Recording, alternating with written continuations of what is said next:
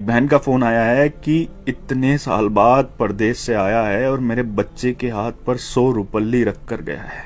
मेरे हाथ में किसकी कहानी है नहीं पता, लेकिन जिसकी भी कहानी है ना, दिल रोने लगा ये सुनकर। परदेसी की कहानी है।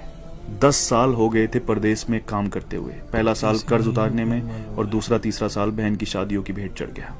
चौथे साल कुछ करके आने का सोचा तो पापा की तबीयत खराब हो गई, नहीं आ पाया। यहाँ तक कि पापा दुनिया छोड़कर चले गए तब भी नहीं आ पाया। बूढ़ी माँ घर में अकेली थी।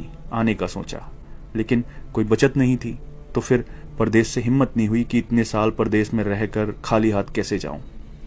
लेकिन माँ की जिद और बहनों ने कहा कि भाई आ जाओ, हमें कुछ नहीं चाहिए, बस आ जाओ कहा तो हिम्मत बढ़ी।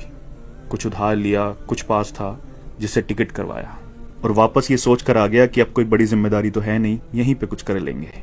आने के दूसरे दिन बहन से मिलने गया। बहन बच्चों वाली हो चुकी थी। आते वक्त भांजे के हाथ पर 100 रुपए रखकर वापस हुआ।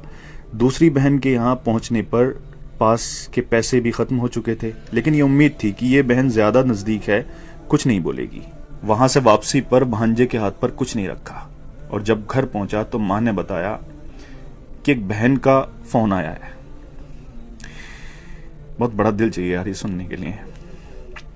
एक बहन का फोन आया है कि इतने साल बाद परदेश से आया है और मेरे बच्चे के हाथ पर 100 रुपल्ली रख कर गया है।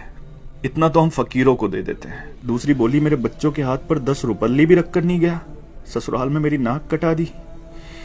ये सब सुनकर मैं सुन्न रह गया और अब अपनी 10 साल की कमाइयों का हिसाब लगा रहा था।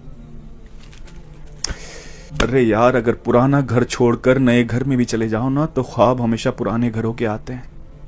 और एक परदेसी तो अपना सब कुछ छोड़कर चला जाता है अपनों के लिए, अपनों को बसाने के लिए। लोग मेहनत करके पैसा कमाते हैं, लेकिन परदेसी मेहनत के साथ साथ अपनी उम्र को बेचकर पैसा कमाता है। किसी खुशियों में नहीं आ पाता, किसी की मैयत में नहीं आ पाता। सच पूछो तो हमारे सीने में दिल किस तरफ है ना, ये एक परदेसी ही बता सकता है। क्योंकि जब वो अपनों को छोड़कर जाता है ना तो सीने में वही तकलीफ होती है जहां दिल होता है। जुल्म नहीं करते अपने लोग ये कहकर कि तुमने परदेश में रहकर हमारे लिए किया ही क्या है। अरे कसम खुदा की, अगर तुम्हें एहसास हो जाए, अंदाजा लग जाए ना कि उसने परदेश में रहकर तुम्हारे लिए क्या किया है, तो इस जबान को कटवाना पसंद करोगे, लेकिन कभी उसकी कुर्बानियों के खिलाफ बोलना पसंद नहीं करोगे। सच कहते हैं जिसका दर्द होता है उसकी तकलीफ को सिर्फ वही समझता है। परदेसी का दर्द सिर्फ वही समझ सकता है जिसने अपनों के लिए अपना घर छोड़ा हो। सही बात है।